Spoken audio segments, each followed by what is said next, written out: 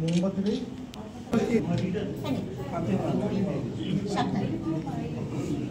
মোমবাতি মোমবাতি এই তো মোমবাতি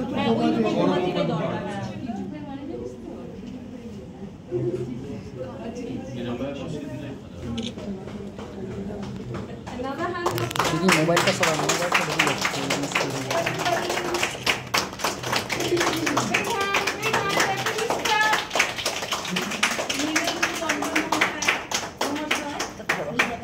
আপনি হাত বাড়ান সব ছোঁয়াছুঁই সব বোনেরা সামনে আছে বাইরে জায়গা পাচ্ছে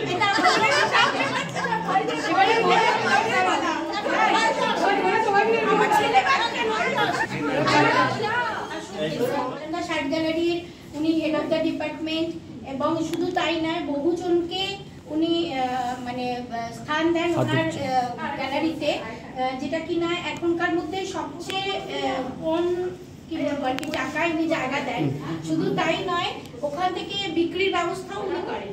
তো সেইটা একটা বিরাট ক্লাব হওয়া উচিত আমাদের। প্রত্যেকে এখানে যার জন্যই তো আমার এত প্রিয় সবাই। আমি বলি না আমার সবাই দুজন বাবার মতন জায়গায় আছেন।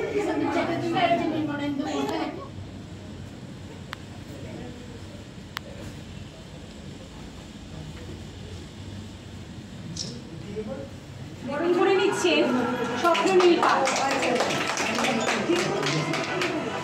বসে থাকি বসে থাকি বসে থাকি বসে থাকি পাশে তাকিয়ে একটু ঘুরে দাঁড়াও নিচে শত রিপা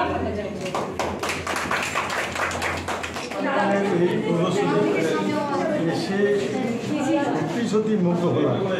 আমাকে যে এরা আদর করে ডেকেছে এবং যথাযোগ্য সম্মান দিয়েছে সেই জন্য আমি আগ্রহ। এবং এখানে যে সমস্ত শিল্পীরা আছে, আমাদের সঙ্গে যে সমস্ত শিল্পী বোনেরা ভাইয়েরা আছে, তারা যে সুন্দর প্রয়াস রেখেছে, এটা বিশেষভাবে আমাদের দৃষ্টি আকর্ষণ করেছে। আমি চাই যে আগামী দিনে আরও ভালো ভালো শিল্প এরা রচনা করবে এবং আরও ভালো কাজ করবে, আরও উন্নতি করবে। এটাই আমার আশা আগামী দিনে। আচ্ছা, ছেলেরাও বলবে। কেমন লাগলো আজকে এই উপস্থিত থাকতে পেরে? আমার খুবই ভালো লাগছে, কারণ এতজন শিল্পী একসঙ্গে এবং এদের মধ্যে মেয়েরাই বেশি ভাগ।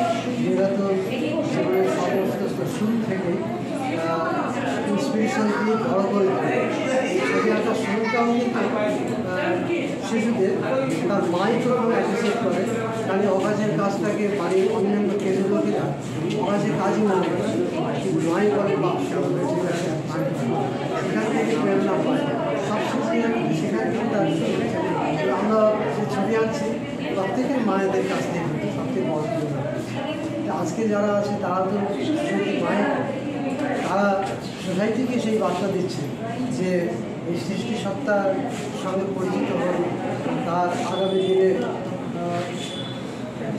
তার সঙ্গে পরিচিত হয়ে অন্যান্যদেরও ইন্সপায়ার করে এর সঙ্গে।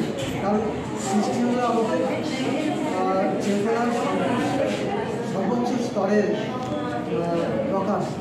চেতনার পাঁচটা স্তরের মধ্যে সর্বোচ্চ উপরের স্তরে রয়েছে প্রতিভা। সেই প্রতিভার প্রকাশ, সেই প্রতিভার প্রকাশের সঙ্গে সোসাইটির প্রতিটি মানুষের পরিচয় ভাবনা, কারণ তারা বড়জন প্রজ্ঞা পর্যন্ত অনেক পাণ্ডিত্য অর্জন করতে পারে, কিন্তু তার থেকে প্রতিভার তফাৎ প্রজ্ঞা অধিক বিদ্যার মধ্যে সীমাবদ্ধ। আর প্রতিভা তার সঙ্গে নতুনকে সংযোজন করে। সমাজের প্রতিটি মানুষ সেই চেতনার সম্মুখীন হওয়া উচিত। শিল্পীদের সৃষ্টিকর্মের সঙ্গে পরিচিত হওয়া দরকার এবং একসঙ্গে এতজন শিল্পীর কাজ একসঙ্গে দেখতে পাওয়া, এটা তো একটা সৌভাগ্যের লক্ষণ। এতজন মানুষের সৃষ্টিশীল সত্তার প্রকাশ একসঙ্গে দেখতে পাচ্ছি, এটা কম সম নয়। একসঙ্গে একজন শিল্পী কাজ দেখা যায়, কিন্তু এতজনকে একসঙ্গে একটা ধরনের চেতনার বিকাশ ঘটেছে। আমার নাম ডক্টর সুবিমলেন্দু বিশ্বাস সিনহা। মহিলারা শুধু ঘরের কাজই করে না, সব কিছুই পারে, এটা প্রমাণ করে দিচ্ছে একটার পর একটা। ফ্যাশন শো থেকে শুরু করে প্রদর্শনী এবং নিজেদের হাতের কাজ তুলে ধরা এবং একটা জীবিকা পথ দেখা। আমি চাইব যে মহিলারা কি আগামী দিনে এইভাবে এগিয়ে আসবে রান্নার একটা প্রতিযোগিতা নিয়ে?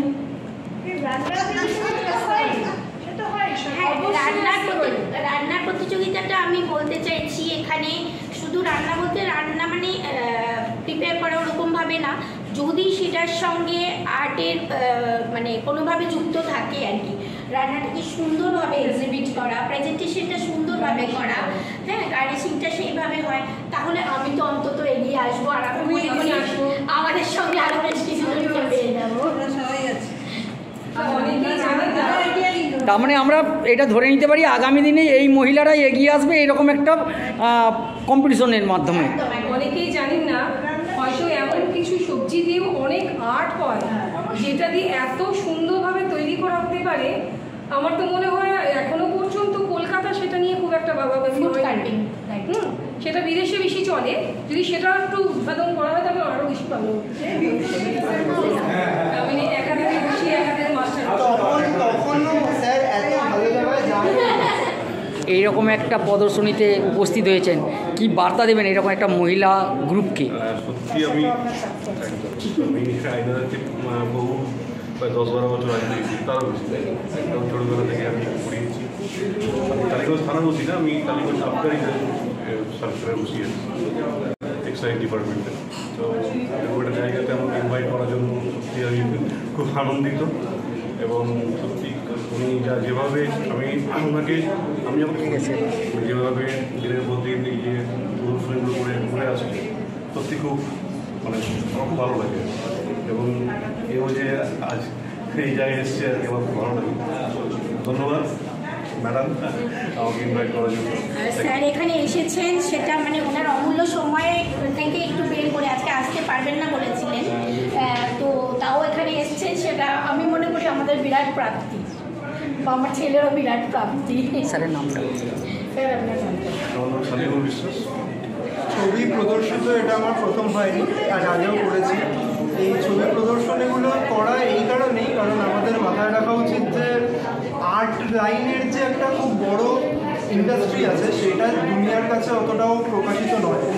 আমাদের উদ্দেশ্য এটা না যে আমরা পয়সা কামাবো বা আমরা এস্টাবলিশ হব, আমরা আর্ট করে আমরা অন্যদের জন্য জায়গা করতে চাই, যাতে লোকেরা এসে অন্তত কিছু পয়সা কামাতে পারে, কিছু উপার্জন করতে পারে। এটা একটা খুব বড় ভাস্ট উপার্জন ক্ষেত্র। প্যান্ডেল থেকে শুরু করে road painting, canvas painting, tattoo artist বা ইলাস্ট্রেশন ডিজাইন, সব রকম আর্টেরই ক্যাটাগরিতে পড়ে এবং এখানে সব রকম শিল্পীরা। একা বানিয়েছি, ক্লাবের জন্য 150 জন লোক ছিল। আর আমি অনেকে ভেবেছিলাম কি একটু শেয়ার করে দেবে রেসিপিটা হয়, কিন্তু কেউ সাহস পায়নি। আর আমি এমন একজন যদি মুখে একবার বলি আমি করবো, আমি কিছু পাবো, তখন আমি ভাবলাম বলেছি যে আমি বিয়ে করবো। এবং করার পর এত আনন্দ পেয়েছি, ক্লাবের সবাই সমস্ত খাবারকে ডেজার্ট খাওয়ার পর আবার চিলি ফিশ নিয়ে লোকে করছিল। যেটা জানার, শিল্পাঙ্গন গ্রুপ অফ আর্ট দেখতে দেখতে 8তম বর্ষে পদার্পণ করলো, মহিলা 9তম, এবং সেটা সম্পূর্ণ বেশিরভাগই দেখা যাচ্ছে মহিলা উদ্যোগ। মহিলা যারা বাড়ির কাজ সেরে এই প্রচেষ্টাকে সামনের দিকে এগিয়ে নিয়ে যাওয়ার চেষ্টা করছেন আর তাদেরকে তুলে ধরার চেষ্টা করছেন। আপনি কি বলবেন এখান থেকে? আমার ভীষণ ভীষণ মজা লাগে একটা জিনিস, সকলে বলে যেখানে নাকি মহিলারা থাকে সেখানেই নাকি ঠোকাঠুকি লাগে এবং সেগুলো নাকি দল বাঁধতে পারে না, কিন্তু আমার ভীষণ মজা লাগে যে এতগুলো মহিলা আমার এক ডাকে শুধু আসে নয়, সকলে আমাকে এগিয়ে দেন, বলেন যে রীতা করো, আমাদের আবার নেক্সট প্রোগ্রাম হবে, সেটার জন্য সবাই মুখিয়ে থাকে। এবং আমার মনে হয় এটা আমার শুধু শিল্পাঙ্গন স্কুলটাই আমার মেনলি ছিল, যে আমার শিল্পাঙ্গন স্কুল আজকে এতজন আর্টিস্ট যুক্ত হয়ে সেই নামটাকে আরও এক ধাপ এগিয়ে নিয়ে গেল, সেটা আমার বিরাট প্রাপ্তি বলে মনে হয়।